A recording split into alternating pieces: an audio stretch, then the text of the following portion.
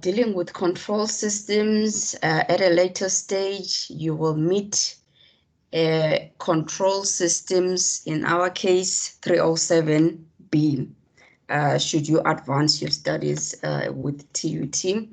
So for you to be able to work with control systems or CNS 307B, you will need all the things that we'll be covering in CNS 216D. So what is the purpose of this subject? It is mostly, I would say it deals mostly with modeling of engineering systems, mathematical modeling and analysis of engineering systems. That means we are merely going to look at all your physical engineering systems that you can see with your eye, and we are going to create something that is called a mathematical model from that engineering system. I'll introduce you guys to a new mathematics that is used merely only for control systems, which is called Laplace transforms. So those Laplace transforms are going to help us to model or to mathematically model these engineering systems. Then from there, once you have a model, you will do analysis and you will do design, or you go through design requirements that should be covered when one is designing any engineering system. For an example, you'll be looking at something that is called transient response. You'll be looking at something that is called stability. You will be checking whether the model now is stable or not. We'll also be looking at something that is called steady state error. That means we'll be looking at the error of the system that you would have designed. So that sums up what control systems is all about. And then toward the last lectures, we'll introduce ourselves to something that is called frequency response. Remember, I had mentioned that one of the analysis that we'll be doing is called transient response. I will not try and complicate your lives and try and explain what transient response mean and what frequency response mean, but you should I mention those words later on, just keep in mind that I did mention that we'll be talking about something like that, but all of that is detailed in your study guide. It is very important that you find yourself or yourselves the textbook. It is very important that you also have all our lecture slides. Our lecture slides are simply snippets of your textbook. So the textbook, whatever I'll be saying is basically from the textbook. So your slides are simply a summary or bits and pieces of your textbook. So it is important that you make sure that you do have the textbook. Don't just have the textbook. Please also make use of the textbook. As much as this is a very mathematical subject, there's a lot of theory behind it, and control system tends to build up. So whatever we'll be saying today, the next time we meet, we'll be building up from what we said, and so on up until we finish with the syllabus. So it's a build up. It requires that you understand the theory. There's a lot of theory that is behind the mathematics, so that when I try to complicate your lives in assessments later on, you are aware of whatever mathematical riddle I'll be giving to you, where does it originate from? So it is important that you do read. You guys also have access to the internet. It's also written here that please make use of the internet. Whatever information that we are sharing with you guys is already available at the internet, or at Google or wherever. So please make use of the internet. Please make use of your textbook. Please make use of even me. If you're not understanding something, please make sure that you reach out to me. I'll be happy to assist you. And also please make use of extra books, either at the library or books that you can even find online. Or if you have friends from other universities, reach out to them. What books are you using? As much as it is the same syllabus, but the way things are explained in books can be different. But the textbook that we use is an international textbook. So it explains, I believe it is the best textbook to explain whatever we're doing here. So what is the purpose of this subject? It is there to provide you guys with fundamental understanding of performance characteristics of systems. As I had mentioned, I'm not going to dwell much into that. We'll be dealing with the new mathematics that will introduce you guys to first, second, or higher order systems. Okay, those might sound unfamiliar for now, but as we go on, you will learn what those terms mean. So as I had said, I'm Ms. Hlungulu. My head of department is Professor Olwal. Your head of, I would say, diploma or qualification is Mr. Lawrence Ngoma. Our administrator is Mrs. Kritzinga. And physically, I'm based in Building 6, room 267A. My telephone number is stated there. Very important, my email address is hlungulu@tut.ac.za. Right? For those who are not yet registered, please do reach out to me using that email address. If you feel like I need to share some of the stuff that I am sharing on D2L because you are unable to access D2L for now, please send me an email so that I can send you any material that I am sharing with the people who are registered on D2L. If you have any queries, the hierarchy of your queries goes this way. They go via me. If nothing happens for some time, you will alert Mrs. Kritzinga or Ms. Mahlo from the department. If nothing happens, you will contact Mr. Ngoma. If nothing happens, then you escalate to the HOD, right? Consultation times, I would say, okay, since Monday and Friday, I'm supposed to see you guys, or we're supposed to have lectures.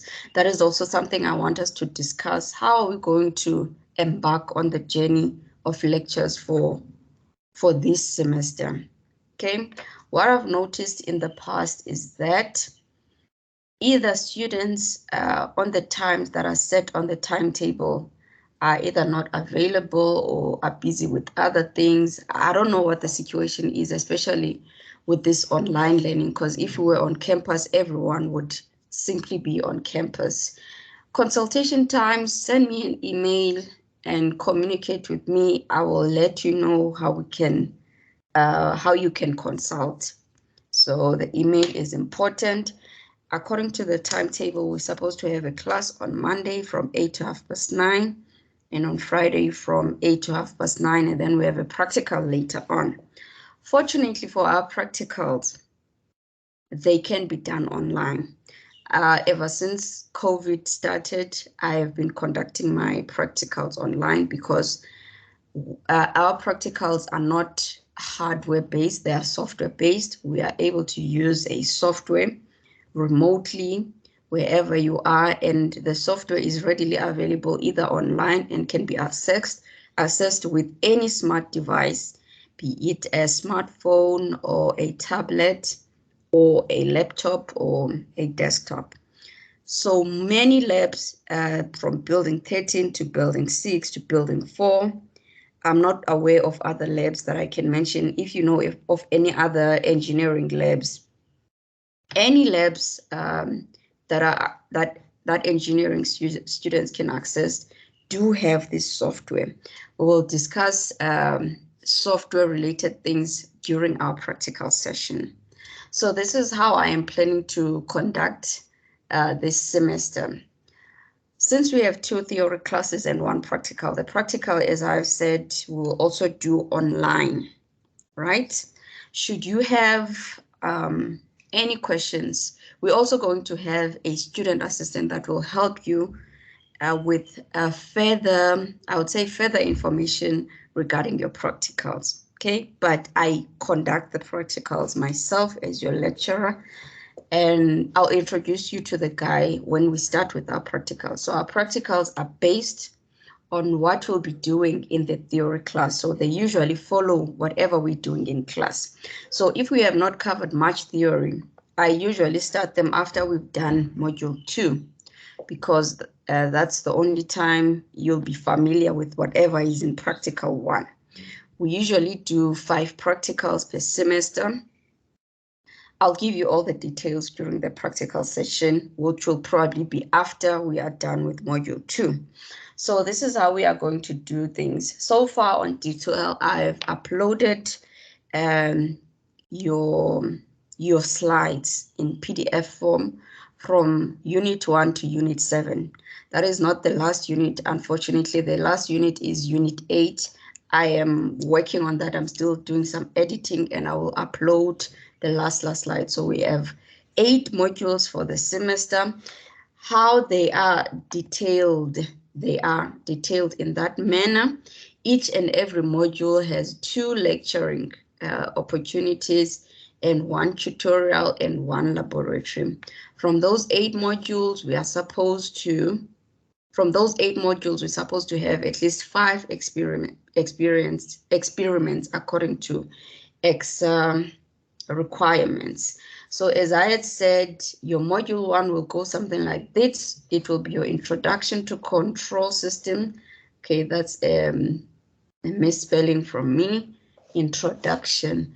And the second one will be modeling in the frequency domain. That's when the mathematics starts. And then from there, then we're doing the analysis and the design. And then the next one will be time response analysis, reduction of multiple subsystems, stability, steady state error, Roots-Lucas techniques, and then frequency response techniques. So from the 2 lectures on Monday and Friday, this is how we are going to do this now. I am going to post 8 recordings for each and every module, me lecturing from the start of Unit 1 to the end. That will be available for you on D2L for you to access and repeat at any point during the week. Then on Fridays, we are going to meet, and then we'll have a tutorial session. Okay, so from next week, we are going to meet on a Friday to do tutorial. So from Monday to Thursday, I am expecting you to listen to either the hour or 45 minutes of me lecturing you on each and every unit. Each and every week, we are going to do a unit per week. But also in between, I will let you know on how we will be embarking on the assessment journey regarding those modules, right? So each and every week, there will be a video of a lecture for each and every module. Then on Friday, we are going to meet only to do a tutorial. Now on a tutorial, in order for us not to waste time, you must come prepared, you must come knowing, you must come with questions, you must come already have listened to the lecture yourself, and all we will be doing is doing problems related to each and every unit. So from next week, I will see you on a Friday, but I would have uploaded your video for the lecture for that week. Then I will let you know in between if we have a quiz, if we have an assessment, if we have a class test, and so on. Now, I've heard that the plan for this semester, unless things change, because we're being governed by, I would call it the pandemic. I don't want to get into politics of the pandemic, but so far, it looks like all our lectures will be online. I would have loved for the lectures to be on campus. I was planning on doing a hybrid lecturing for this semester. I was going to see you one day on campus, which was supposed to be today, and then on Friday, I would see you online. But some students raised concerns that funding issues. They don't have residential areas around the university. So we had to opt to accommodate other students who are still facing difficulties when it comes to accessing the campus physically. So far, unfortunately, this is the only way we can continue with the semester. Okay. Also, last week we could not begin because only 3 of you were registered. And I felt like that can't be all the students until the other student made me aware of the financial complications that most students are facing. And then we had to opt for this online learning route. Okay, this important textbook that I kept mentioning is called Control Systems Engineering. It's written by Norman Niss. I think the latest edition is the 9th edition. Even if you get your hands on previous versions, it is still okay. The theory is still the same. Maybe the examples towards the end might be different, but not that different. If you want an extra book to read, Modern Control Systems is also a good book that you can get hold of. Written by C. Richards. 10th edition is currently available.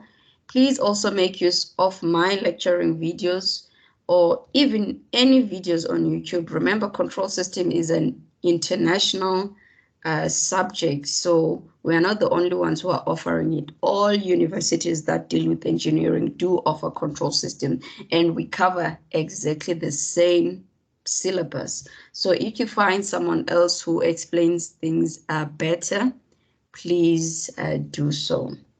Please use the internet as much as possible, especially for assignments. I don't want to say much about assignments, but please make sure that you do your research when you are expected to do so. So control systems is 65% mathematical and basic, I would say, especially electrical engineering too, or engineering sciences, that is 25% of the subject. Okay, as we had mentioned, this is how we calculate your credits according to SAQA qualifications criteria. This is 120 credits lecture. The time allocated to each and every assessment or learning activity is detailed. Then now at this part of your study guide, they are going deeper into what each unit or what each module inside the subject is made up of. I will not bore you with that because each and every time we start with a unit, I will be explaining to you the very same thing. It is important. At some point, I'll be expecting you to write assessments or projects. It is important to keep in mind of the standard format of a TUT project submission template. So please keep in mind that if a project is specifically report-based, a rubric will be shared with you so that you know what you'll be assessed on. Plagiarism, very important. It is not permitted at the university. Please don't submit your friend's work, especially with these online assessments. If you take information from the internet, please do reference and have a reference list towards the end of your submission. Okay, how are we going to assess ourselves? Which assessments will have subminimums? What will you need to do in order for you to be able to pass your subject? So we'll have about 8 assessments. 2 of them are written tests. You're going to have the written tests on campus. That means those will be physical invigilated assessments. Each test will weigh 30% towards your final mark. That means WR1 and WR2.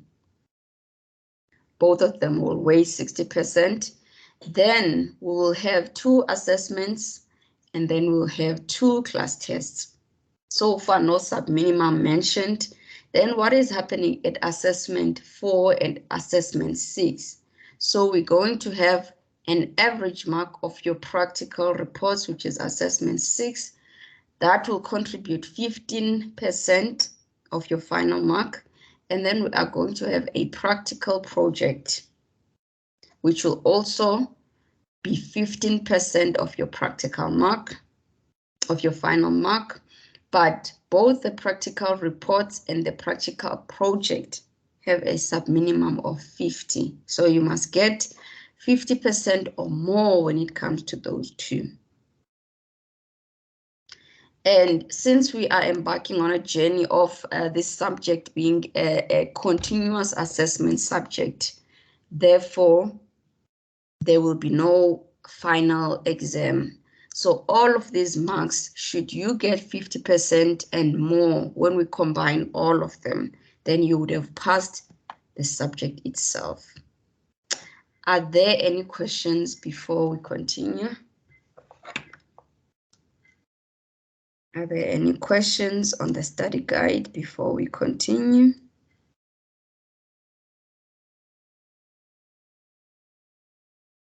Any questions?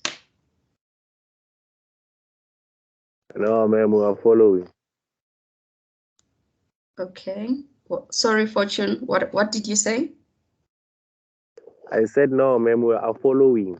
Okay, thank you. All right, that will be it from the study guide. I'm quickly going to open Unit 1. Okay.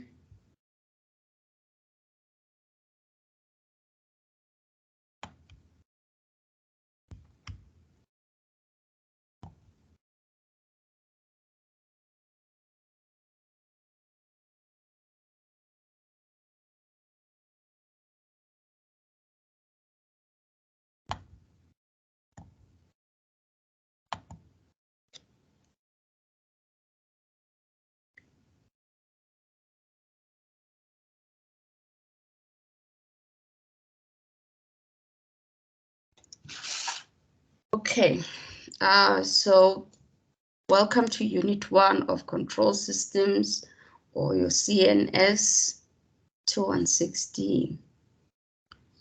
So what are the learning? I like introducing learning outcomes before we embark on the chapter. So the learning outcomes from this specific chapter are following,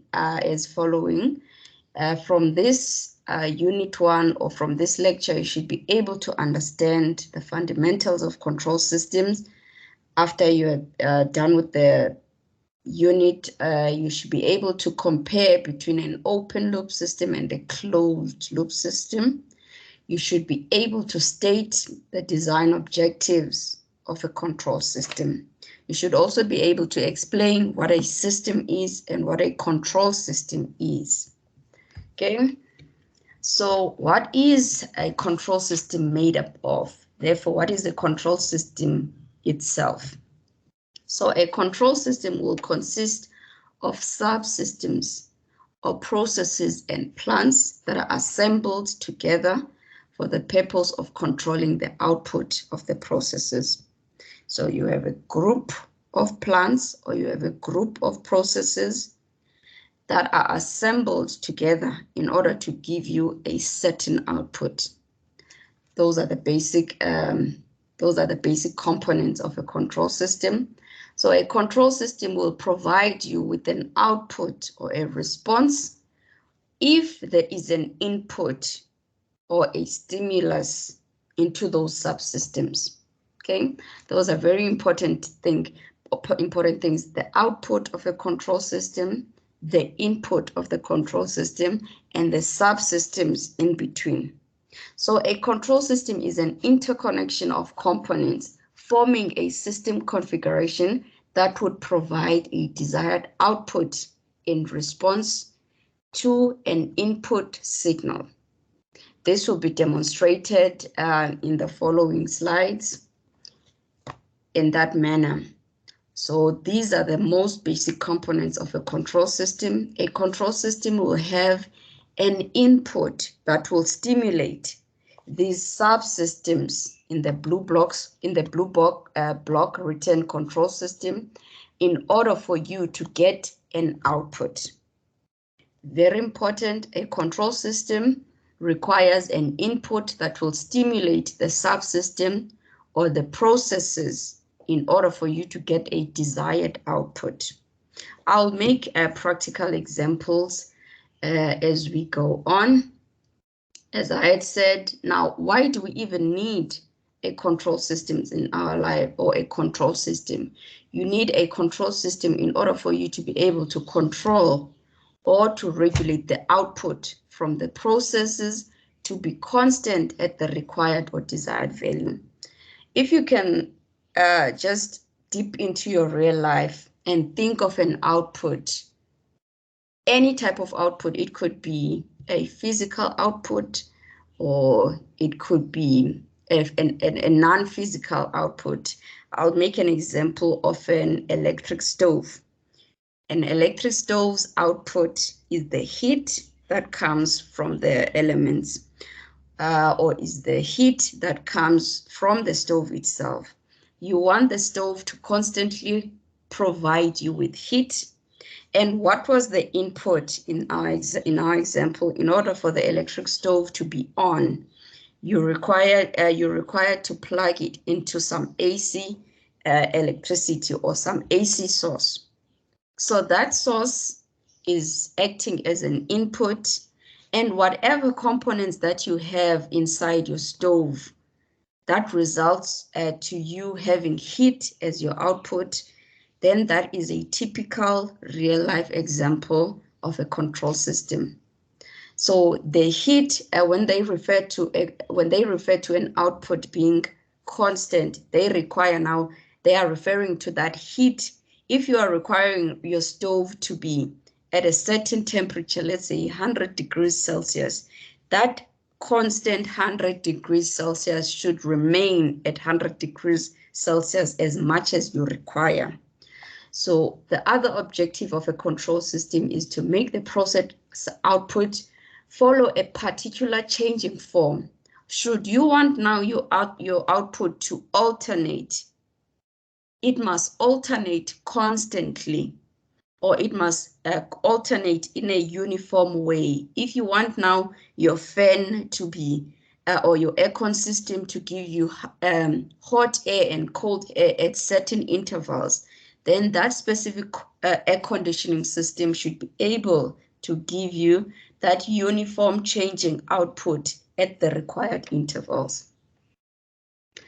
Now, why do we actually also need to build these control systems? So these are the reasons we also need control systems. We need control systems for power amplification. You need them for remote control. You need them for convenience of input form. You also need them for compensation of disturbances. What kind of an example can I think of when I think of compensation for disturbances? A disturbance is anything that either externally or internally that will interrupt your control system or your process from giving you the desired output. It can either be change in weather, too much wind coming into your system can distract your control system from giving you its specific output, or this could be an internal disturbance. The system itself can misfunction, and then that will distract the output of your control system. So control systems are also there to make sure that they help you to compensate for these disturbances. You also use control systems to move large equipment with precision, and you also use control system to point huge antennas towards the furthest reaches of universe to pick up faint radio signals. Those are for people who are into telecommunications. Another example of a control system now that is not so physical in this case is an example of the relationship that we have. I am your teacher, you are the students. What output are we hoping for from all of this? We are hoping that you guys pass at the end. If you guys pass, it's a bit of a reflection that you did learn something if you do pass the subject. So how are we making sure that at the end of the semester you do pass? I will be lecturing you. That is part of the input into our control system. I will be providing you with notes.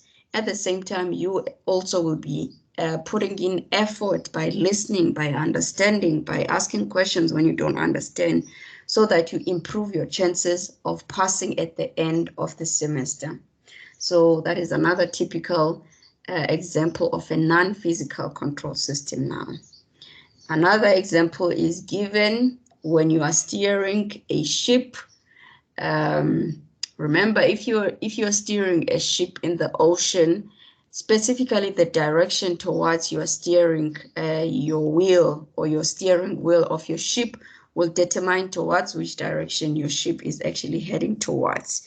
Remember, if you're driving in the ocean, there are no directions there, or there are no roads where you can turn left or right. So whoever is steering a ship is merely depending on the yaw angle of that ship. Okay. Another example that is given there of a steel plate finishing mill. I will not dwell much into that. Another example is given of an aircraft wing control system. Okay. Remember the wings of any aircraft also determine whether the aircraft is ascending in its altitude, or the aircraft now is descending towards the ground, or it's level, it's flying at a level direction at the air. So all of that is done by controlling the angle of the wind of the plane or of the aircraft. Okay, another example that is given is that of a radar tracking control system. Please go through that. Then now I want to, okay, as I had mentioned before, the most important three components of a control system are its input, are the control system or the subsystems themselves, and the output. Unfortunately, I'll be mentioning this word output a lot of times. It's one of the most important components of the subject. Will be even in the future units or future modules or future chapters, we will simply be focusing on analyzing this output. So please bear with me when I mention the word output 1,000 times. So the response characteristics, this simply means that we'll be simply analyzing what type of an output are you getting at any point after you've injected an input into a control system. So that is explained under response characteristics. So a control system responds to an input by undergoing a transient response before reaching a steady state response. So what does that mean? Both this transient response and this steady state response that is being mentioned here are simply parts of your output of your control system, right?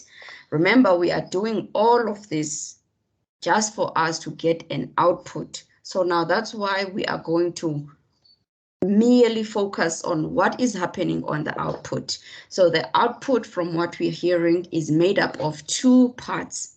It is made up of a part that is called a transient response, and it is also made up of a part that is called a steady state response. Okay, and now what is the transient response, and how would you describe the steady state response of your output? In the next slide, all of that is explained. So your transient response is a gradual change from one steady state to another when there are changes in the input. And the steady state response is a state after the transient response settled down. That means Initially, when you inject an input into your control system, focus on the blue line, then your blue line is going to represent how the output develops of that control system. The graph or the Cartesian plane that we have is simply trying to show us how your output of your control system will be changing as time starts from 0 and approaches infinity. Your time from 0 is the minute you inject a stimulus into your control system, or is the minute you inject an input into your control system. Going back to that example of an electric stove. So at that 0 line, or at 0 seconds, that will be the time before I switch on my AC power. Immediately when I switch on the AC power, the stove will start reacting. And the reaction of that stove is going to be represented by the blue line from this graph, which simply represents our output, which is what we are interested in. The use of all or the objective of this whole thing is for us to get a response or an output from this electrical stove, which is represented by the blue line. And now in this slide, we are saying that then the output of any control system can be divided into two parts. There is the part that is the reaction of the control system immediately after you have injected an input. That means when t is equal to 0, you get a reaction from the control system up until you reach a stable state. From the time you switch on the stove, your stove does not immediately jump to 100 degrees Celsius. If that is your desired output, it will, the temperatures will start arising up until you reach a stable, non-changing, uniform output. So that reaction or that output from T is equal to 0 up until you reach a uniform, non-changing desired output, then that is called a transient response of your output. And the output now that you get that is non-changing and uniform is now called the steady state response of your output. Any questions on this before we move on?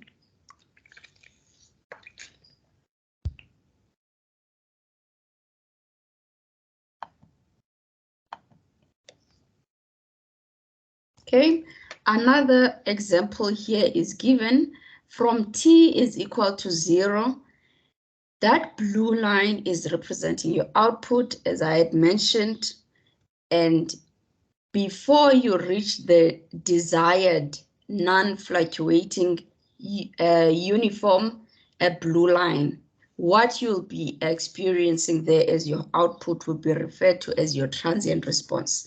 That means from 0 up until you reach the dotted line of your Cartesian plane, that part of that output, that fluctuating output up until you reach the stable output, then that is referred to as the transient response.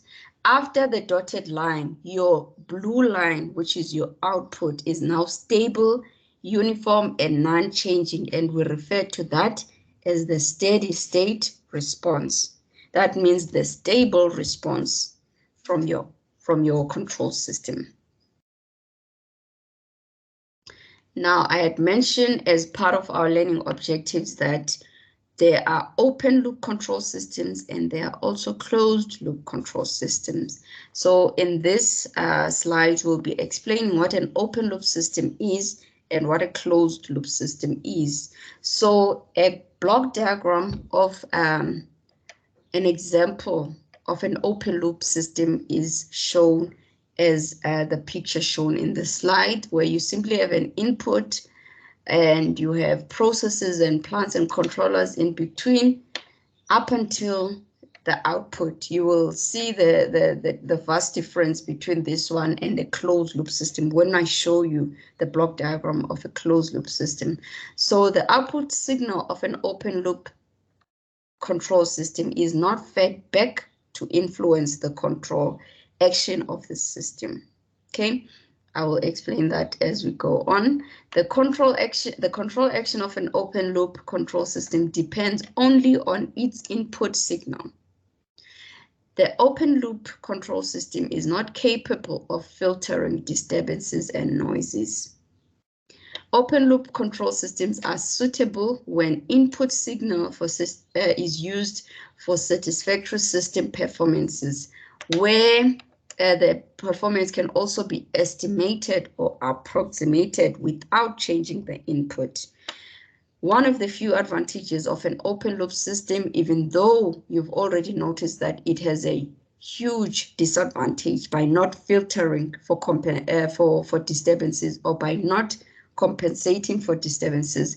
One of its advantages is that an open loop system is much cheaper to build because it probably uses less components to build it. It's probably lighter in weight as well. It's also easier to build. It's also cheaper and less complex as compared to a closed loop system. So a closed loop system will look something like this. I'm sure you can already see the difference. The output is fed back to the system, and that enables a closed loop control system to be able to filter for disturbances or compensate for disturbances, which is one very important component of a control system that is able to compensate for disturbances. Okay, so the difference between an open loop and a closed loop is that the output signal is fed back into the system to control, to influence the control and improve the overall system performance for the system. Examples here are given depending on the explanations that we just went through. A toaster is mentioned there, and it is said to be an open loop system because a toaster is simply plugged into the wall, whatever settings that you had there, until the settings themselves stop. If you had set a timer for the toaster, or until you switch off the power on the wall for the toaster, that toaster will keep on toasting. Therefore, there is no way that in between the toaster itself can see that this bread is less brown or more brown. Therefore, let me either increase or decrease my temperature. All the settings are done at the initial stage. There is no way the toaster itself can compensate for any disturbances during the toasting process. And then a drilling machine or a diamond drilling machine is also mentioned there, which is a closed loop control system. And then an aircon system. An aircon system, you are able to regulate whether now you want cold or hot air in between the process of giving you cold or hot air. Therefore, it is called, or it is referred to as, a closed loop system as well. Another example that is given is that of a printer. A printer is plugged into the wall.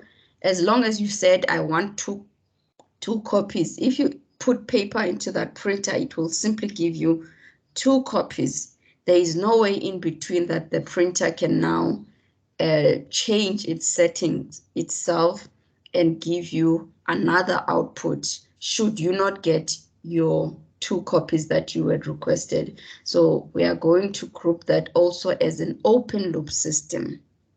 Another example is given as a washing machine, which can either be an open loop system or a closed loop system. Other washing machines, you are able to change the settings, or themselves they are able to regulate the settings should there be an error while the washing machine is still washing. Other washing machines, if you close the door and you say, I want you to rinse, they will continue rinsing, even though now you want to change the settings in between the washing process. If you want to tabulate, specifically looking at the advantages and disadvantages of open loop and closed loop systems, that is detailed in this table, as I had mentioned. An open loop system is much easier to build. It's lighter in weight. It's less complex. It's probably cheaper as well. But a closed loop system probably has more components. It's heavier in weight. It will be much more expensive, but it will be more accurate because it's able to compensate for disturbances, and it will be complex to build and heavier in weight. So the disadvantages for both systems are tabulated in that table, and examples are given as well. Another example of a closed loop system is given there. A person is driving a car on a curve. The only way you'll be able to drive through the curve is by you steering your steering wheel in such a way that you do not tip over the curve. You are able to keep your car in the direction of the curve. And its block diagram is given there. Another example is that of an antenna. An antenna must pick up radio waves, or must pick up waves from space, and therefore the direction of the antenna's head is quite important. So the way in which you'll be controlling the antenna's head or the antenna's angle is quite important, is quite an important output from this example. Its block diagram is given as that. An aeroplane example is given also. Remember, I said the most important angle for an aeroplane to either rise up or descend to the ground or be at a level position on air. It all depends on the flaps angle. That means the angle of those blue things in the wings. They determine whether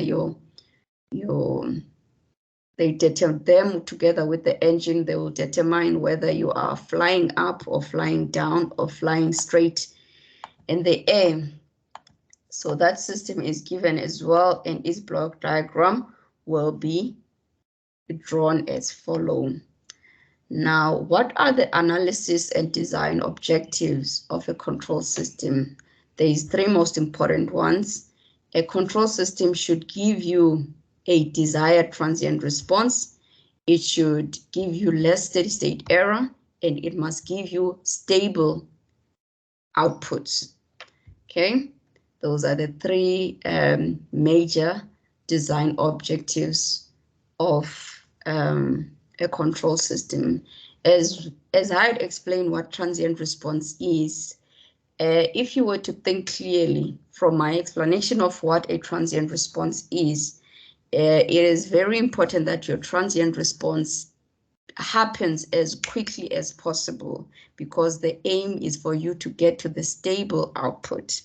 Therefore, it is important that you minimize your transient response if you are designing a control system, but at the same time, you cannot make your transient response too fast, especially if you'll be designing a control system or an engineering system that will be used by humans, or that will also be used in a plant. It's not only limited to the use of humans. If you are designing a control system that will be used by humans, you don't want to cause discomfort in a human by you trying to rush to a stable output. An example of this is given as a lift. If you get into an elevator, the transient response of that elevator will be that sound when it tries to either move up or move down. You don't want to make that sound so severe in such a way that the human inside the elevator is now frightened. You must make the process as smooth as possible. So as much as you want to minimize your transient response by trying to jump to the stable response of your control system, at the same time, you don't want to make it as fast.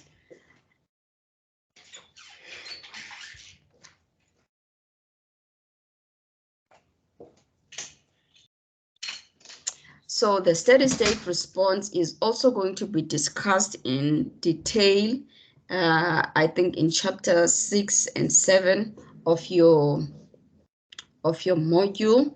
So the steady state response, the steady state response is going to resemble the input, and it will start immediately after the transient response actually decays to 0.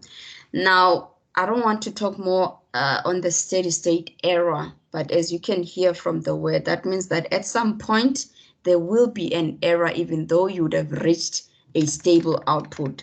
That will be discussed further in chapter 7. Now, this block diagram is going to sum up everything that is covered in control system.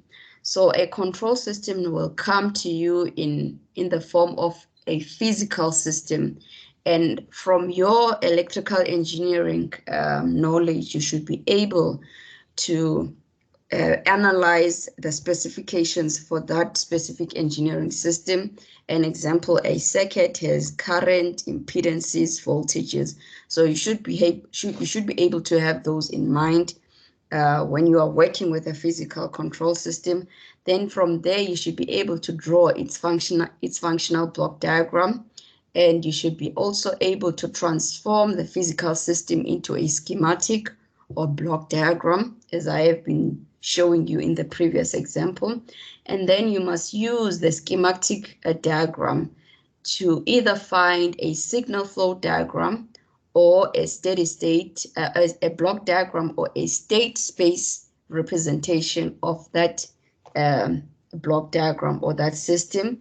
And then if you have multiple subsystems, as I said, a control system is made up of plants and parts.